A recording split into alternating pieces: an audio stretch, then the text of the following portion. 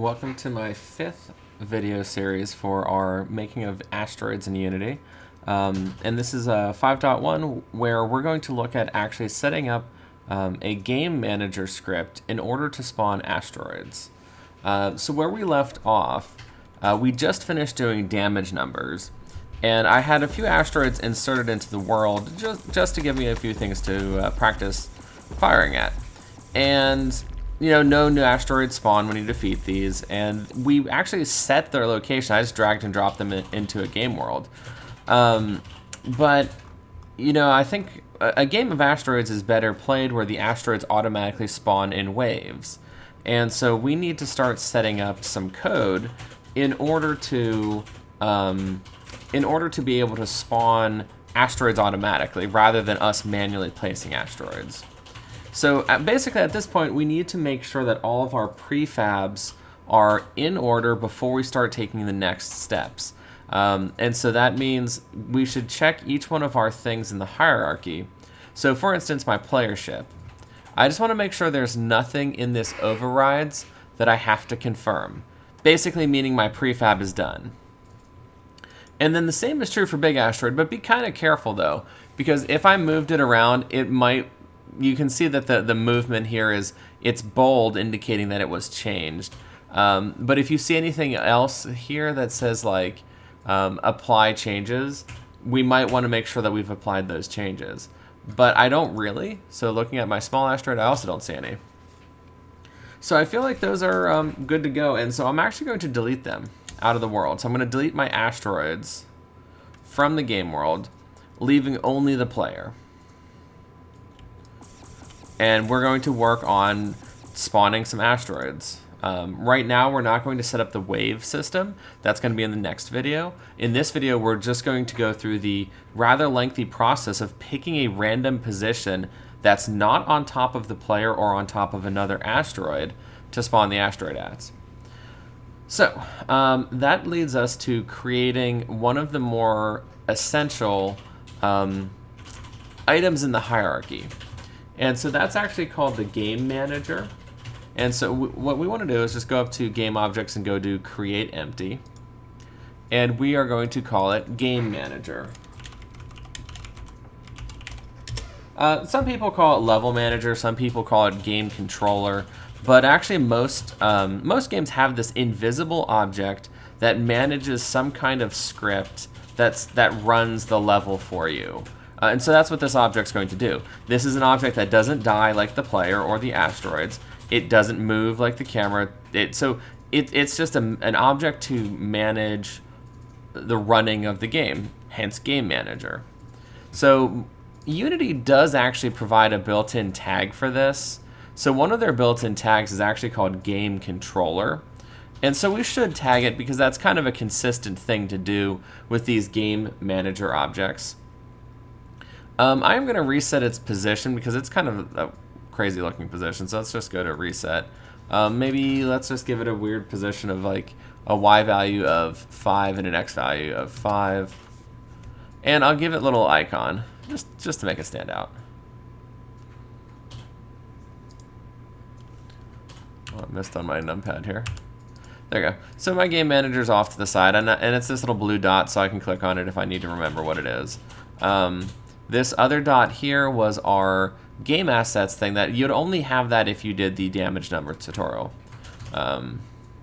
If you actually pick one of these like longer tags, you can actually have it like spell out the name of it if you would prefer to see that.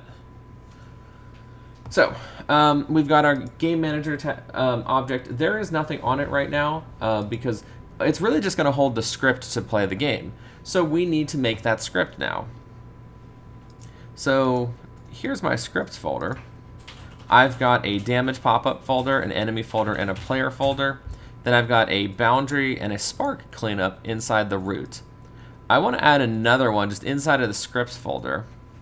We're going to create a C# script. And we're going to call this, we can either choose level manager, game manager. I'm going to pick level manager because it's a single level that I'm managing, not like the entire flow of the game. So I feel like level manager is a more appropriate name. And then I'm going to double click it to open it in Visual Studio. or if my computer thinks I right-clicked it, double-click. All right, so there's our level manager. And that's what we're going to be setting a lot of this up in. So,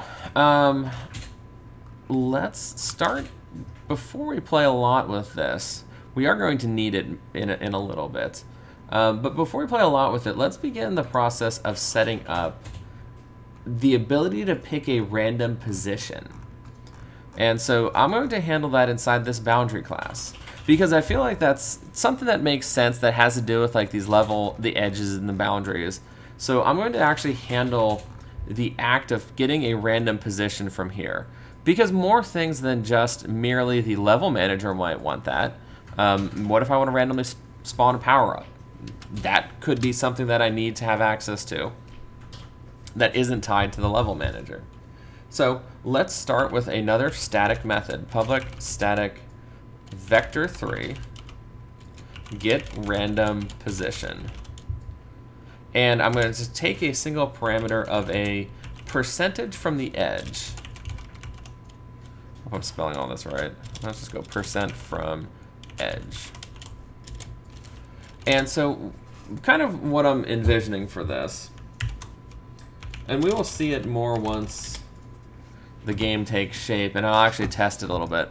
But essentially what I'm envisioning is, if this is my game world, I want to be able to ask the game to give me a position that's a certain distance away from the edge. So like when I'm starting a new level, you know, I want my asteroids to spawn within, you know, the edges of the world. And because if the player is going to get warped back to the center, we don't want asteroids spawning right here. Because if an asteroid, if we randomly pick a spot on top of the player, it's going to kill the player instantly. So I kind of want to be able to provide the ability to pick a random position within basically a border of a rectangle. And then also that gives me the option to, like later on, what if I want to increase the difficulty?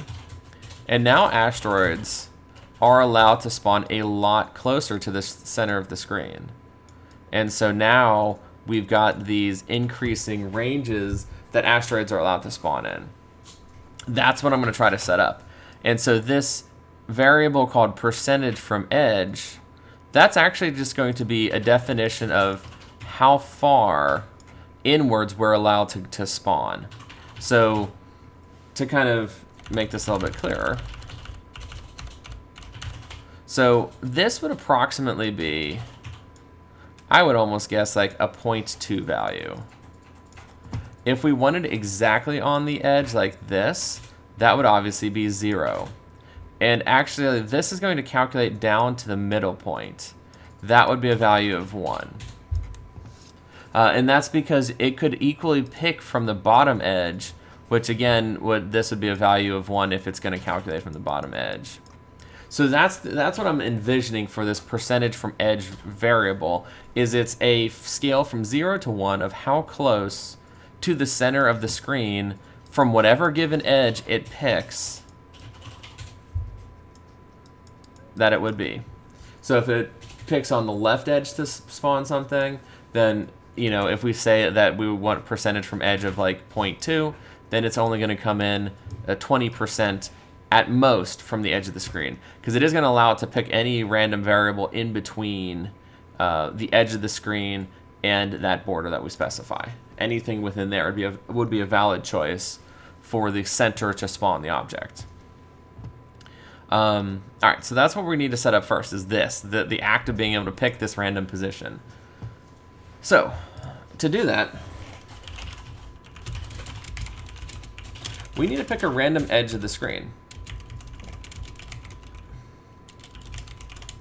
Now, one thing to note about this version of the random method, if you're using integers, if we're picking random integers, this actually goes back to the default behavior of how it works in Java, where the maximum one is an exclusive endpoint, meaning this is only going to pick 0 through 3. So keep that in mind. Always read your tooltips for your methods as you're using them, because the one that uses decimals is not, I don't think, is the same way. So if we were to use the one that were floats, oh, I had to change so many different things here. But if we were the ones using the ones that are float, notice how it's not exclusive on that endpoint. So that is kind of maddening that the integer one behaves slightly different than the floating point one. So just make sure you check. All right, so we're going to create some variables here for a random x and a variable for a random z. We aren't doing a random value for y because we're not allowing things to appear on an upper plane. So then we just do a four-way if statement. If the edge is 0, that means we're spawning on the top edge. And so let's think about the case of if edge is 0, kind of going back to my diagram here.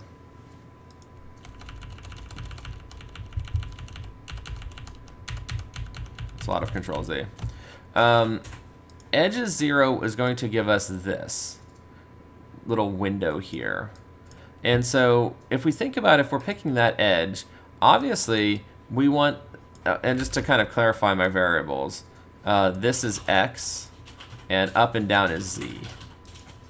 So just to kind of clarify variables a bit.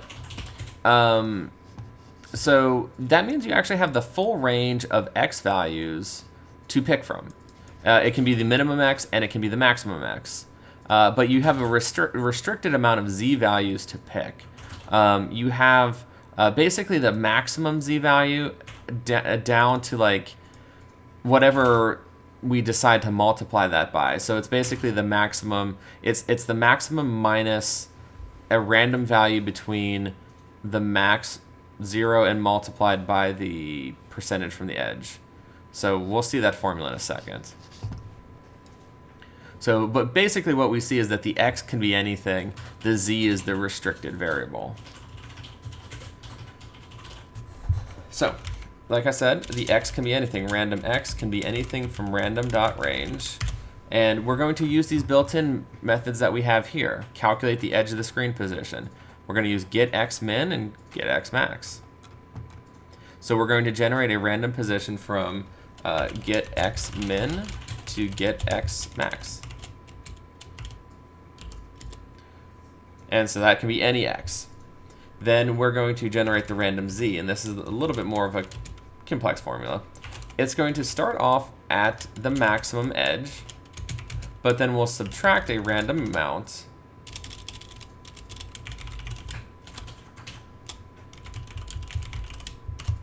from 0 to the percentage from edge times the maximum, the get z max. And that will give us this band that I was trying to talk about. It's a couple different ways to achieve that formula, but that is one of them. And so then we're going to go through and end up doing that for all the edges. So if edge equals 1, we'll just make that the bottom edge. And we'll copy and paste this code. Some of it's going to change. So obviously if we're doing the bottom edge here, you know, the x's are still unrestricted, and the z just becomes the z min, you know, subtracted by amount of distance from the z min. So x's stay unrestricted, and then instead of z max, we use z min for those. And we continue repeating the process. Now we're going to do the right edge.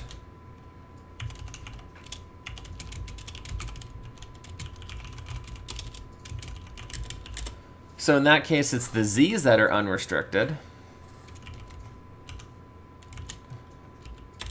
And that's the x's are going to be the one that's going to be kind of constricted. So I'm going to just copy and paste this code right here, because it's going to be the same formula, but instead of getting the z max, we're going to get the x max subtracted from 0 to the x max.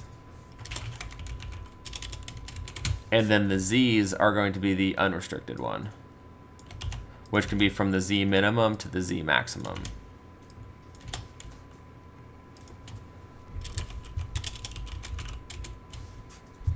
And then we'll do the left edge.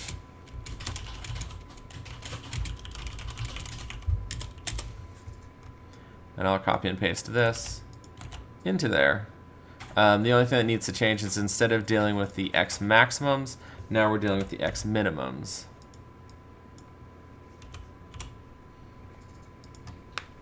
So this set of code here should generate us a random position within that boundary. It's still mad at us because we have not yet returned anything. So it's still mad. There is no vector3 to return. So we'll just do return a new vector3 comprised of random x, 0 for the y, and a random z value.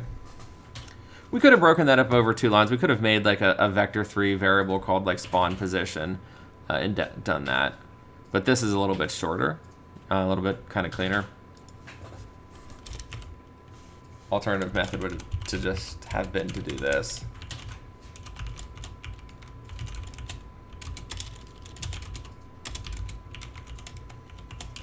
And then to return.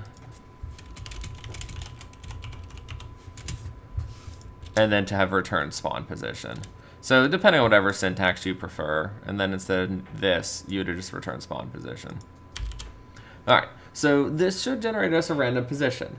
Now, it doesn't get to the other thing that I'm concerned about, which is making sure that it is not on top of a player or an existing asteroid. But let's verify that this works, because we pulled some pretty shenanigans looking math equations, but we don't know if that works yet. And I mean, you can trust me that it works, but I think it actually, when I was developing this originally, I was testing it a lot. So let's go through the process of how would I test to make sure that my formulas are even correct. And so let's do that over in Level Manager, which actually doesn't have any code yet, but we're going to add something. So there's a method used for debugging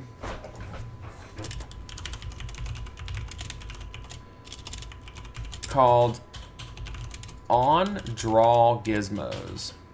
And the onDrawGizmos thing, it draws little like debug shapes to the screen. So we can pick our color. And so we can just say gizmos.color equals color.green. So we'll draw green gizmos. And I actually need to use a loop for this, and it's going to look, I don't want to say epileptic, but it looks kind of intense. So what I'm doing here is I guess I don't need these curly braces. I'm going to do gizmos.draw wire sphere. You could just use the draw sphere if you wanted.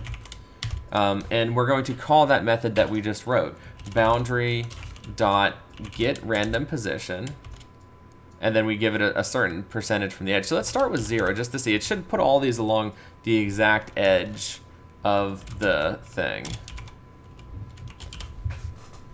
So this first parameter, if we look at the draw wire sphere command, you can see that the first parameter is where to draw it. And the where is coming from this getRandomPosition method I just wrote. And the radius is how big of a sphere. So I'm doing 0.5. And so we can hit save. We might want to hit save all just to make sure that the boundary class updated. And now going back to here, it's compiling. And we should see the gizmos. Oh, we haven't attached the script yet. So let's take this level manager script that we just made and drag and drop it onto the game manager. So we take level manager, drag and drop into game manager. And you can actually see the gizmos appearing around the edge of the screen in a very hypnotic way. But that's telling us that, so every time it redraws the screen, it draws those gizmos. It's drawing 20 of them. So now when I hit play, you don't see them though. And that's actually because I have gizmos turned off. It's going to look real bad when you turn them on, but if we turn gizmos back on, you can now see that I'm shooting lights and I have a sound effect emitter on the front of my ship. But it does let us see these gizmos in real time. And we can see it picking only on the edges of the screen right now. If we were to go and change that, Let's instead pick them in a little bit. Let's go with 20% in from the screen edge. Hit save, and now you can actually see the gizmos going in 20% off the screen edges. So these are valid, these are locations that it's picking to potentially spawn asteroids at. And so any one of these could become a spawn location of an asteroid. Now it's picking 20 of them basically per frame, and it's just rendering them really fast. And if we were to up this all the way to 1, it should be picking them across the entire screen because it's allowing them to go into the middle.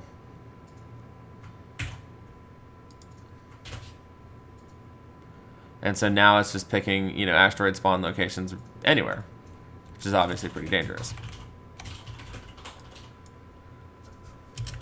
And so we've got our spawn location. I wouldn't really recommend turning this up more than like 50, but I am turning it up higher just to see if I can reproduce some issues. So one thing that is a mathematical problem with what we just did is the way that we're generating locations isn't really actually uniform distribution. Because if we look at it, you can actually see we have more likelihood of things occurring into these corners where the edge rectangles overlap. Now the math to solve that is actually extremely complex. Well, I wouldn't say extremely complex. It's difficult. And so it's not going to be something we're going to really worry about, but it's something to keep in mind that you can actually just see from these gizmos appearing that we have a larger concentration of them in these little corners. That basically just means your asteroids are going to have a slightly higher chance of occurring along the diagonals of the screen due to the fact that these rectangles overlap there. Okay, so let's do one last thing before we are done with our spawn location stuff. And we'll actually probably get to spawning asteroids maybe in the next video. So let's drop this back down to 20. It's a little too many otherwise. So let's go to the boundary class. Now that we've got the get random position working, let's get it to pick what I would call a safe position. And a safe position is a position that it does not overlap with the player. So we'll do public static vector3. And you can either choose, I'm gonna just overload the method. I'm just gonna do get random position, floats percent from edge, comma, and I'm gonna use a string array called tags. So these are the things that you're not allowed to spawn on top of, and a clear radius. So we're going to check for these tags within this clear radius to make sure that it's considered what would be called a safe location. I named it the same as this because I like overloading methods, but you could just call it like get safe random position. So to do this, we're going to have to start by assuming, well, we just need our variable for good first, but we're going to start by assuming we don't have a good location. We need to keep track of the number of attempts that we've tried.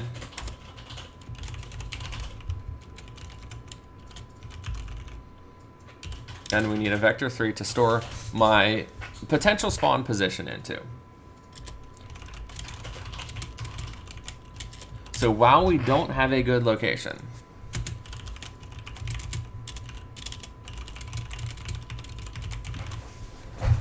we will do the process of picking a location.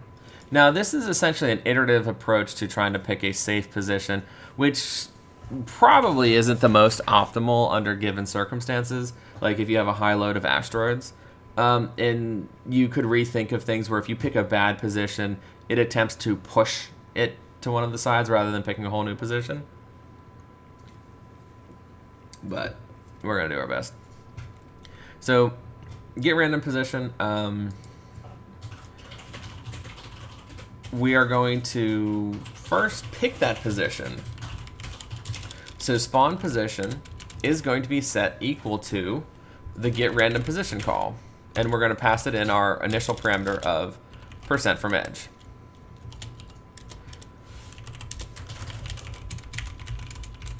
So we're going to get a random position. Then let's get a list of things within the clear radius.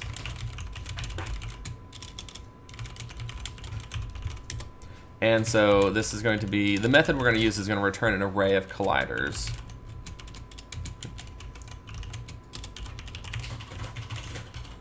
We're going to use a physics overlap sphere. I think we did this for the spawn baby asteroids, basically. And so it's going to get a list of all the things that are within the size of this radius. Anything that has a collider within radius of that spawn position will be in this list. So we're going to start by assuming that my position is good, and then we will disprove it being good when we check through everything. So we will loop through all of the things, all the physics things, all the things that had colliders, and we'll do a for each loop for each collider, temporarily called item, inside of the list things. Then check each of the string of the tags in the string array. Then we'll do another for each loop for each string. We'll call it bad tag inside of tags.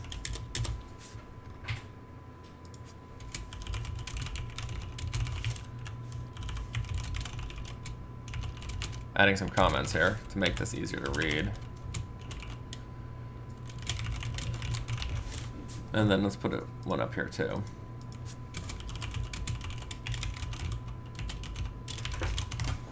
All right, so as you can see, because I have a mess of closing curly braces here, this is quite insane. So we're inside of our innermost for loop, and we're basically going to check to see if whatever physics thing we're looking at has this tag that we don't want. So that way we can specify a list of things that are considered bad to spawn on top of. So that list will probably be asteroids and players, but maybe you'll add more enemy types, and you'll want to include like enemy ships in that list of things that are bad to spawn on top of. So if item.gameObject.tag.equals the bad tag. So if you're one of those things that we're not supposed to spawn on top of, we're going to say that that's a bad spawn location. So all it takes is one for us to consider this location to be bad. And so once we've made it out of our outer for each loop, if we had a bad location, if good was false, then we will increase the number of attempts. And if that number of attempts, this is where you have some flexibility, is greater than 20,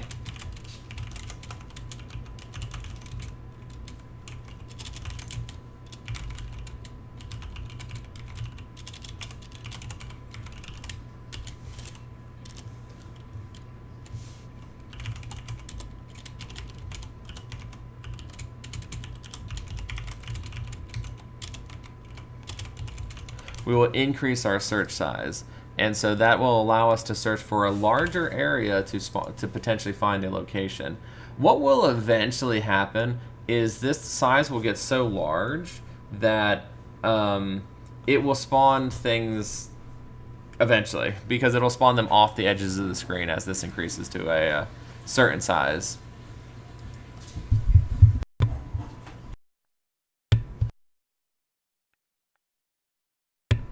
All right, and so that's good. This is really just my safeguard. I could probably even attempt to like return a null location if I'm really afraid of locking the game, like, because this could potentially infinite lock your game, and you'd have to add some code that if your spawn location's null, don't actually spawn the asteroid. Anyway, so if we got outside the loop,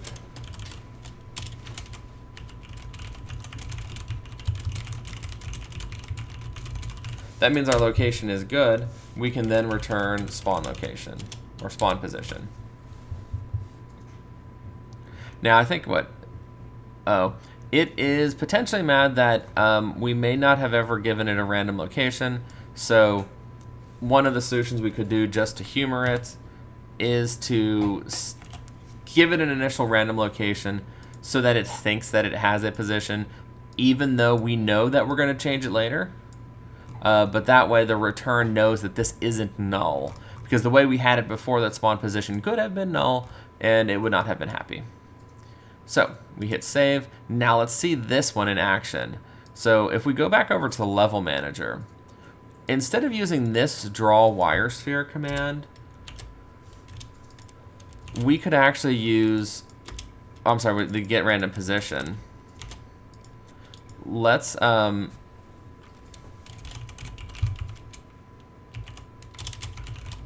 use that other one. And so we want a position that's 2 away from the edge, and then we need a string list. I don't think I can do this.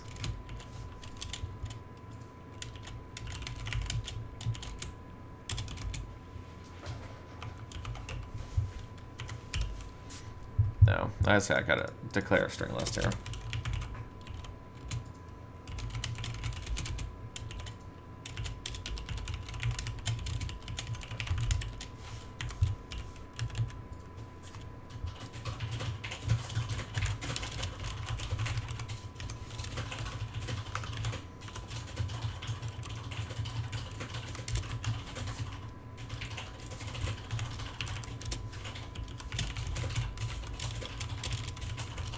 So we're going to get a random position that's safe in terms of player, and then draw the gizmo.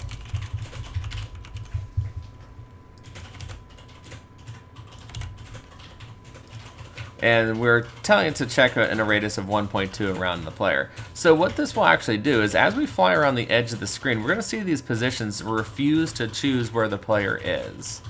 So we can hit save. Save all, just to make sure that saved the boundary script. And then we will go back to here. We can watch those gizmos. The gizmos will still be pretty much the same, but the moment the player flies over towards them, we're going to see them not spawn where the player is. And so wherever that player is, they will not choose as a spawn location.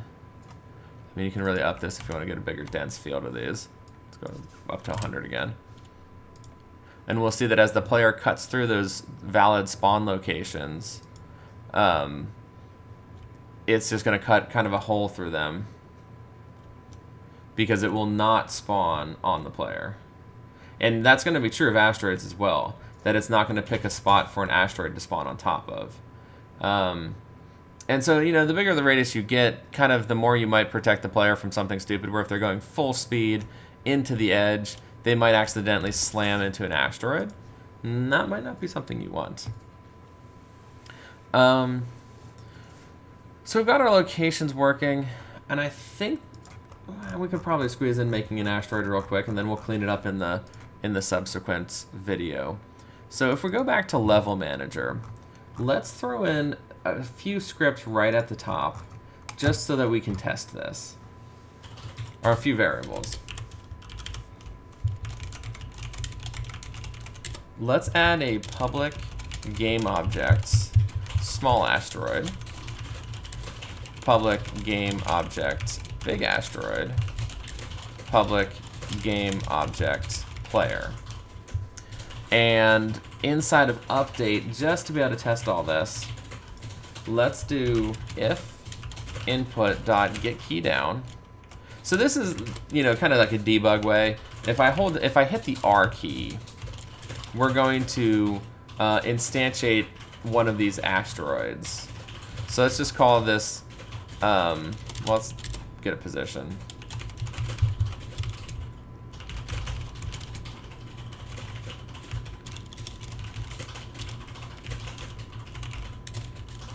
And we might actually have to kind of steal some of this code here.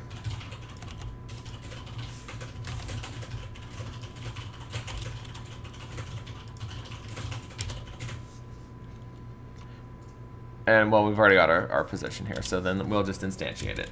We'll do instantiate a big asteroid at random position with a rotation of quaternion.identity. So if I hit the R key, it should just spawn an asteroid into the world, following the rules that we used here for our gizmos. Now, if you're tired of seeing those gizmos, you can comment this out, but I do want to leave the gizmos on just to show that it won't pick asteroids as possible spawn locations. So add that to update, hit save all. We're going to have to attach our asteroid prefabs to here in order for this to work. And so if we were to go look at Game Manager, you can see we've got slots there for our asteroids. So I'm going to attach an asteroid small and an asteroid big. And while I'm here, I might as well attach the player ship too. So we've attached all of my scripts, hit play, and then if I hit R, you can see that it's going to start spawning asteroids. But now once an asteroid spawns, those locations are no longer valid as future spawning locations. And so if I spawn enough asteroids, you can actually start to see that it will attempt to find locations. You can start seeing it's pushing these locations in because it's running out of valid positions along the edges. And so it will begin its search closer to the center of the screen. And that way it keeps it from like getting stuck in an infinite loop if there's like way too many asteroids. But you know, once you'll never have this many asteroids in a game of asteroids. But once you get to that point, it will keep it from like locking up when it tries to spawn an asteroid. And I think, you know, we'll stop it here. We've got our asteroids spawning. We've got these gizmos just kind of blinking everywhere. And when we come back to the next video, we're going to clean up all these gizmos and make this spawn like normal waves. But enjoy the asteroid spawning key. Remember, if you want to turn those gizmos off, you can turn them off there, but you should still comment them out of your code here, probably with a blocked comment, just to do that. And then you can experiment with your being able to spawn an asteroid by pushing R. Make sure you turn off your play gizmos.